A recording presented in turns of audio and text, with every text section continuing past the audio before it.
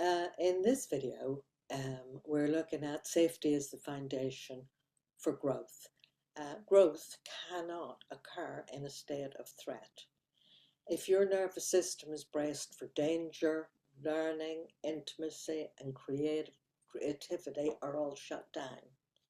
If you're criticizing yourself and not accepting yourself, you're actually putting yourself into a state of threat.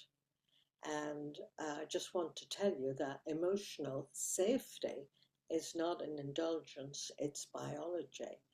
And when you're criticizing yourself, it's just like if somebody else was criticizing you. But when safety is present and you are willing to be with yourself, to pause, to take your time, to accept where you are, and take time to understand yourself and figure things out, curiosity comes back and wonder comes back.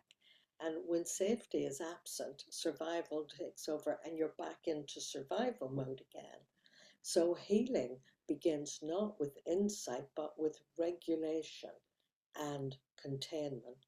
So there's awareness, there's curiosity, there's insight, but then there's regulation and containment. So your questions for this week are, what does safety feel like in your body?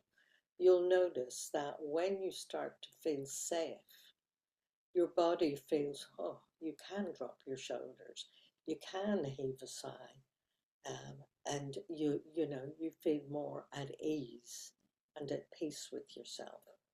So just reflect on where in your life do you feel most at ease, even briefly?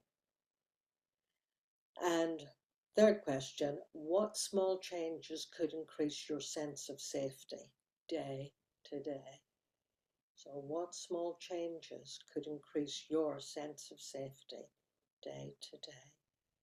So I'll see you in the next video. And once again, if you haven't subscribed, click subscribe and like.